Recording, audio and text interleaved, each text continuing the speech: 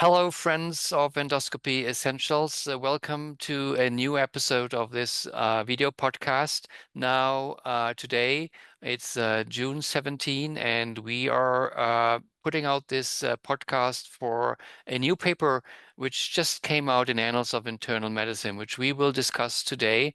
It's big news in Clostridium difficile infection, and we have a very special guest. Here today, Dr. Tom LaMont from Boston in the United States. And Tom will go through this paper together with me, and we will try to educate you that you learn something about the new treatment. And also we would like to talk a little bit about the personal stories of Tom and of the paper and the study which is coming out today. Hello, Tom. Hello, Michael. How are you? I'm doing well, thank you. So, Tom, you and we have been knowing each other for, I don't know, 15 years, maybe longer. And you are one of the world experts in C. diff infection. I think that's fair to say. You have been working this for a long time, and you have been advising people. You have been involved in studies. You have been involved in guideline projects. So I am very happy to have you telling us a little bit about this new study which has been coming out today, and also putting this into perspective. And let me start for the audience to have a little disclaimer. So I'm the host today. I'm Michael Bretthauer, and you've seen me before in this podcast. I'm based in Oslo, Norway, and Tom is sitting in Boston. I'm also a co-author of this paper that we will discuss today. So that is a disclaimer. So Tom, tell us a little bit about your story. What's your story as a clinician and a clinical researcher? Yes, I graduated medical school in 1965, and in around 1975, I started working on a project related to clindamycin colitis, Hmm. which is a term used for what was probably C. diff before C. diff was discovered as a pathogen. Wow, that's interesting. I didn't know that Yeah. started the story. So we had an animal model in mice and then in rabbits. And a single dose of clindamycin in rabbits caused a fulminant colitis, which turned out was not related to C. diff, but to Clostridium perfringens, which is say, a first cousin of C. diff. Yeah. And shortly thereafter that, the culprit in human clindamycin colitis or antibiotic-associated colitis was identified as Clostridium difficile, as we say in the States.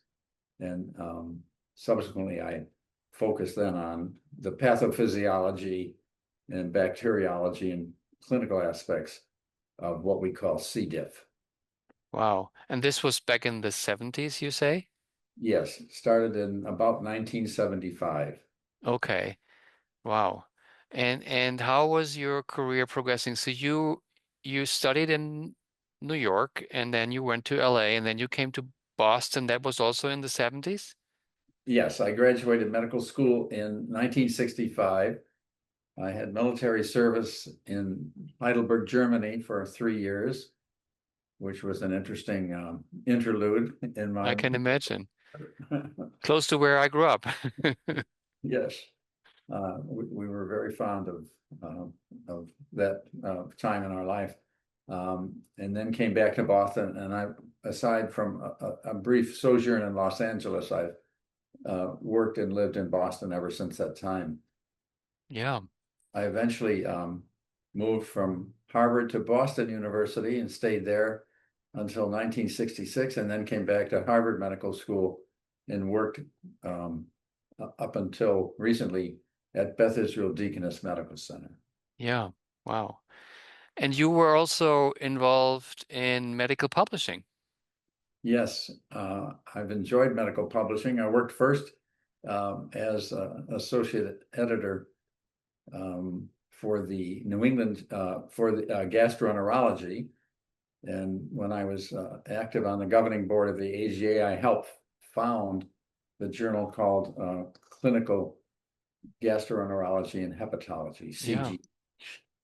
Subsequently, I was invited to be on the New England Journal as associate editor for liver and GI, and that's where we met. Yes. And I was on there for about 16 years as the associate editor. Yeah, that's amazing. That must have been a fun job. It was. Yeah, yeah. Okay. Um, so let's go back to C. diff and treatment of C. diff, because as you said, and I didn't know the story about clindamycin, and then subsequently you and others found that, C. diff was the problem for the symptoms of patients, and obviously this is now a quite common condition, especially in hospitalized patients, both in the US and here in Europe and around the world. Um, if you just tell the readers before we come to the paper, uh, what is the current treatment for C. diff? So the treatment covers a number of aspects, but the simplest explanation would be to stop the inciting antibiotic, that is the antibiotic that seemed to trigger the infection with C. diff,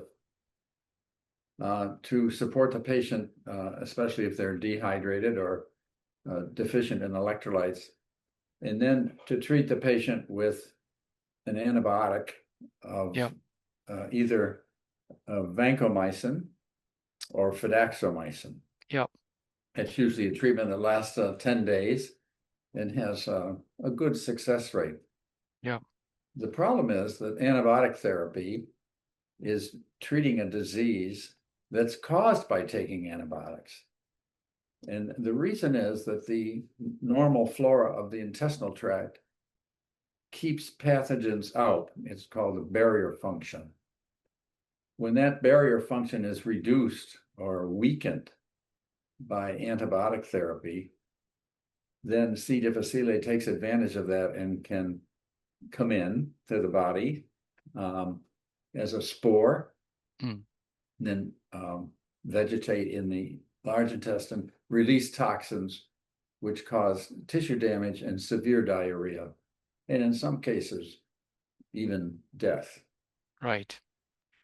So we have this interesting disease and the interesting treatment feature that the disease is caused by antibiotics because we disturb the normal flora, the normal microbiome, and then we're treating it with more antibiotics and hope to restore the normal microbiome. And as the audience will have guessed already, and somebody may have Googled it already, we are talking about a paper today where a new treatment concept, which probably makes a little bit more sense than giving antibiotics to something that antibiotics caused, is discussed, which is fecal transplantation. Um, so Tom, how did this story start? I mean, giving feces to people, it doesn't sound great to most people out there who are not gastroenterologists. So how did that story start? Yeah. Well, in my case, it started in the third year of medical school. This is a long time ago when I was rotating through surgery.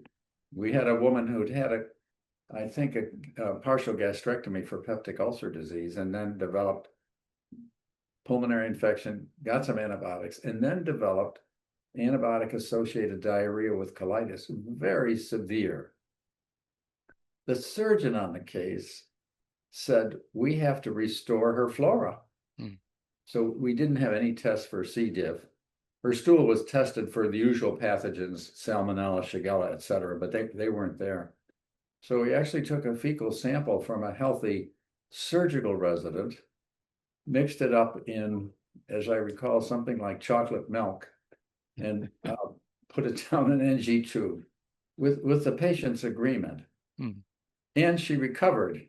I never forgot that. I thought, what a daring and strange thing to do. Yeah, And that was my first encounter with something like fecal microbial transplantation. yeah, And there were a few brief reports in the literature, mostly from surgeons, about doing this particular making this particular treatment for antibiotic-associated diarrhea and colitis. Mm. But then, as further information was obtained about C. diff and its treatment, it became clear that recurrence of C. diff could be as much as 25 to 30% after treatment with, say, vancomycin or metronidazole. So the idea was formulated that the best way to treat this is to attempt to restore the colonic or fecal microbiome. And that treatment is called FMT, or fecal microbial transfer or transplantation. Yeah. This initially was done by asking a member of the family of the patient or a healthy relative to donate fresh stool, put it in a blender, mix it up with saline, and give it to the patient as an enema or infuse it into the colon at the time of colonoscopy. Yeah. And early results of this therapy showed about a 90% cure rate of recurrent C. diff. Right. So this was people who received antibiotic treatment for the disease, but then got their symptoms back, and that's where the fecal transplant came in. Yeah. Yeah. So a typical scenario would be the patient was treated for 10 or maybe 14 days. The treating antibiotic, vancomycin in most cases, then would be stopped, of course. The patient would be well, but within the next month or even within the next 60 days, Yeah. recurrence would occur. Yeah. Once a patient had one recurrence, it was much more likely to get another recurrence. Right. So some patients back in the early days would have numerous recurrences and would be given round after round of antibiotics, but not get better. Yeah. Yeah. So So what was, just going back before we come to the study, what was the reason for um using feces from close family members or relatives? convenience, I think, Michael. Right. We tested the the donor to make sure there was no pathogens. And I think it was convenience and comfort. Some patients said, "Well, who's the stool coming from?" And if Yes. we said your husband or your brother or your son, I think that was something they'd say, "Okay, Yeah. that sounds fine." So I think that's the reason, and convenience. Yeah. Yeah. And I like the feature with the chocolate milk for the first one you observed. I mean, it makes sense. It's the same color, it's a little sweeter and it smells better, but you're on that same area color-wise at least. Okay, coming to the study. So this is Yeah, a study that is published this week in Annals of Internal Medicine, a general medical journal, one of the big ones. So it should be good quality. It is a randomized trial done here in Norway, and I will take it so far because I would like you to describe a little bit the results, what has been done, and then the results, and then we can discuss the study, if you will. yes. So this study is a trial of fecal microbial transplantation compared with vancomycin for treatment of patients with primary or first bout of, or sometimes called incident C. diff. Yeah. So what makes it different from other studies is that they're treating patients with some of the patients with no antibiotic, no vancomycin, no fidaxomicin, no metronidazole, just FMT, and comparing that to the results with vancomycin, which is the standard of care. Right. So these are people who are having, they took antibiotics for something, for sinusitis or for whatever it is, and then they're getting C. diff infection, they're getting diarrhea, they're getting sick, and then rather than first trying the Vanco and then they're getting well and then they were getting recurrence, this trial was just, okay, this is your first time you have C. diff, and we are randomizing you to either receive Vanco, which is the standard, or are we just giving you FMT right away? Is that correct? That's correct. Yeah, yeah. Which is a little courageous, maybe. Has that been done before? Well, it's been done in, there are many, many papers on Yeah. FMT, and some of them were given to patients at the same time as vancomycin, that a patient with incident colitis or recurrent colitis would be treated with FMT at the same time as some vancomycin. Yeah. But this is the first large study, 100 patients, with assignment either to FMT alone or vancomycin alone. Hmm. So this is a head-to-head comparison of the standard of care with a new approach to FMT. That is, instead of waiting for a recurrence to happen, where FMT up to now has found its largest application, it's to give FMT initially, because in fact, that's the underlying mechanism by which C. diff started in the first place. Right, right. It makes sense, like theoretically, yes. Makes sense. Yeah. And what were the findings? Well, the findings were that it was not inferior to vancomycin. So this is a trial that attempts to show basically that the two treatments are comparable, that one isn't inferior to the other. Yeah, yeah, And that's exactly what was shown. The results indicate with a high degree of statistical significance that FMT by itself is the same one can expect the same outcome as with vancomycin, which is the standard of care, yeah, and usually the initial treatment for most patients with C. diff. yeah. Which I think is interesting. We can come back to that if that is a good outcome or not so good outcome. But first, let's talk a little bit about you talked about vancomycin. Usually it's a 10-day course, maybe a 7-day course. So you take vancomycin for some days, more than a week usually. But the fecal transplantation. So how was that done in the study? Is that also a 10-day thing, or what is it? Well, it's quite amazing that actually one enema of, I think, 125 mils or 250 mils was inserted into the rectum by a healthcare professional, Hmm. but eventually could be given by the patient, him or herself, Yeah. compared to taking pills 4 times a day for up to 2 weeks. Mm. So it's simpler. It's one treatment that probably lasts or takes 10 minutes to administer. And then you might have to be quiet for a while and stay in bed so you don't want to excrete it right away. It's meant to be a retention enema. Yeah. And it's been shown by your group and others, I think, that the material actually gets all the way across to the transverse colon or even into the right colon. Mm.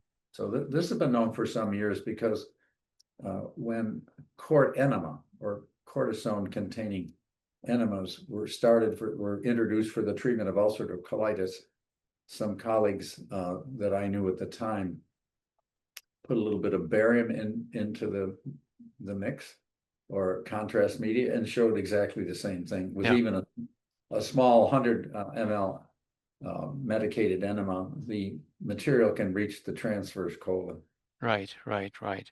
So it makes sense that this is working.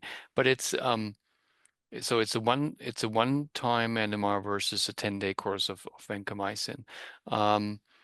So coming back to the results, it's equally effective, and I think about 60, a little bit more than 60% of patients got well and stayed well with either of the treatment, and there was no difference, as you said. So I mean, you have been in this field for a long time. Is this good news? I mean, is this how important is this finding or this study? Yes, I think it's very good news because it deals with first of all, it's very logical. It deals with the underlying problem that has led to the C. diff infection in the first place. Yeah, And we know that probiotic therapy is very popular with people uh, with all kinds of problems with their bowels, and in some cases, it can be effective. yeah, But this is curative of a dangerous infection without using antibiotics. And I think it's going to appeal to patients and doctors. And I think it will be added now to the recommendations by learned societies as to how to treat Clostridium difficile. Right. It'll be up there next to antibiotics. Right. So you think this study actually, and I'm actually not quite sure if they're going to be more studies like this. I don't know what's in the pipeline and what's in clinicaltrials.gov or other registries, but you think this study taken together with the smaller study that they have been, and you and I published a very small one some years ago in the New England Journal as a letter which supports these findings. So you think this actually may be practice changing in the future? I think it will be practice changing. Yeah.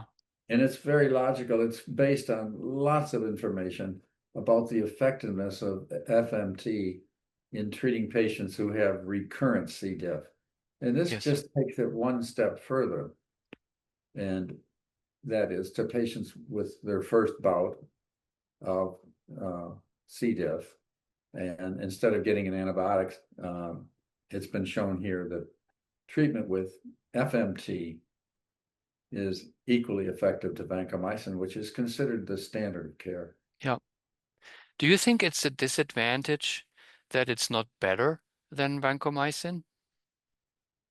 Well, vancomycin is very effective. So trying Yes. to outdo vancomycin, you might have to study 1,000 patients Yeah.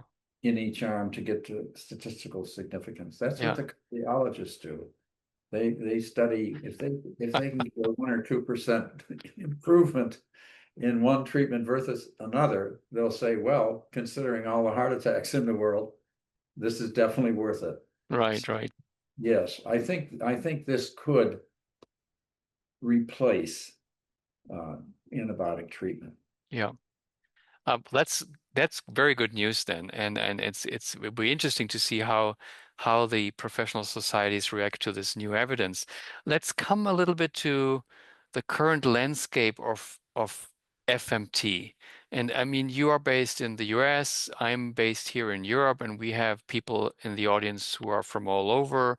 Um, is this a treatment that still is depending on that you find somebody in the patient's family who can give you feces, or will this now be, is it industrialized or will it be industrialized? What do you think will happen? Yes, I think to make it convenient for doctors, it will have to be commercialized. Yeah, In the old days, at the beginning of this, we did it ourselves. We took the stool from the patient. So the patient's donor, usually a family member, would come in for the colonoscopy to infuse the FMT. And at the same time, we would collect the stool right at that time from the donor, take it into the lab, blend it, strain it, yes, through the channel of the endoscope and put it into the colon. So yeah, I think we have to make it simpler. Now there are FMT preparations available in the United States. There are two currently. One is similar to the one that was used in this study. It's a frozen filtrate of human stool from selected donors. I think that would be a description of the FMT that was used in your study in the yeah, animal. yeah, Another one is freeze-dried bacterial spores that have been grown up in the laboratory from a donor stool from healthy individuals. So that one is taken orally, and the other one, like the annals paper, is administered by enema. yeah, yeah, We have commercial products available. Unfortunately, they're extremely expensive, and for this reason, insurance companies in the United States, some of them at least, are reluctant to approve of FMT. So we right. want Whereas you can write a prescription for Vanco and, the patient can fill it in the next hour and start taking the medicine. So I think to make this a more universal treatment, it probably has to be commercialized. Yeah, yeah, yeah. I guess, I don't know, but I guess it's hard to put a patent on human stool, right? And I mean, if you are a drug company, you think, okay, where can I earn money on this? And you can't really patent human stool, I guess. I don't know if drug companies or biomedical companies in general would be interested, or where they could, put their patent on it to be able to charge the prices they need to get good revenue. Yeah. So the commercialization of a product, in order to get approval by FDA in the States or the comparable body in Europe requires substantial resources. Yeah. On the other hand, I mean, if you know, I'm thinking from the perspective of us as clinicians or from the perspective of patients, I mean, it's probably good that you can't patent it because then it will be cheap, I guess, if you can produce it, if you can Yeah. manufacture it, or if you can have a kind of an infrastructure around your hospital where you have a pool of donors who could donate and you put it in the freezer and you have like, I don't know, 100 or 200 preparations available when the patient come in. You just draw them and then you put them in. That could be done probably. I don't know what you think. Yes, of course it could. As it stands now in the United States, only a few doctors, for example, in Boston, there's really only two physicians, GI doctors, who are performing FMT using the old technique of obtaining a donor and then infusing freshly made stool filtrate. And those are for patients that have multiple recurrences or have other issues. They have C. diff recurrent with other problems, and then we have to get rid of it. So Yeah. there was a company over here called Microbiome, but Open biome, right? Yes, that's what yeah, you're talking about. Yeah, in I'm Somerville. sorry, Yeah, yeah, yeah. Open Biome that provided at low or no cost filtrates of stool. But they had a problem. There's always a problem that a pathogen will be found in FMT that wasn't detected by current methodology. Yeah. And so that company has that foundation or whatever it is, nonprofit has ceased to provide any FMT product right now. Right, right. Okay, to sum up, so there is new evidence that fecal microbiota transplantation is as effective as the current standard treatment antibiotics for the first episode of this disease, C. diff infection. And in your opinion, Tom, and I agree with you certainly, but I'm biased because I was part of the study team. This may change clinical practice. At least it puts probably FMT up there at the same level as the current standard antibiotics. I think we still have some challenges with regard to manufacturing all this if people want it more than they currently want it and doctors want to use it. And maybe we as academic clinicians need to step up and do some of this work because maybe industry will not be as interested because it's cheap and it's difficult to get a drug product out of it. But also that's good news because it then hopefully can be cheaper than many of the most expensive drugs that are introduced into the market. Is that a fair summary, Tom? Yes, it is. In fact, I think if we project a little bit and speculate about what the future could hold, um, we might someday be able to figure out which genus or which species or more than one species of colonic bacteria are really effective just by themselves. Then we could have freeze-dried colonic bacterial spores, which are stable at room temperature for years and years. And physicians could simply take it down from the shelf and get a couple of tablespoons full, make a slurry or a filtrate, and give it to patients. And make it much more convenient, I Yeah. think. That would So, be a good candidate for the Nobel Prize. The people who find of all these bacteria, all these species, the people who find the one that we can give, that would be a nice Nobel Prize candidate, I think. yes. So that's a good idea. Yeah, Maybe, yeah. maybe. Tom, it was a great pleasure to talk to you. It was a great pleasure to have you on this podcast and to share with our audience your experience, which started in the 70s and now is ending, at least for today, with this new paper. So it's just thank you so much. It was very exciting to have you. My pleasure. Congratulations on a nice study. Thank you. And for all of those who have been watching and listening, we will be back with a new episode in this podcast shortly. Thanks for watching. Goodbye.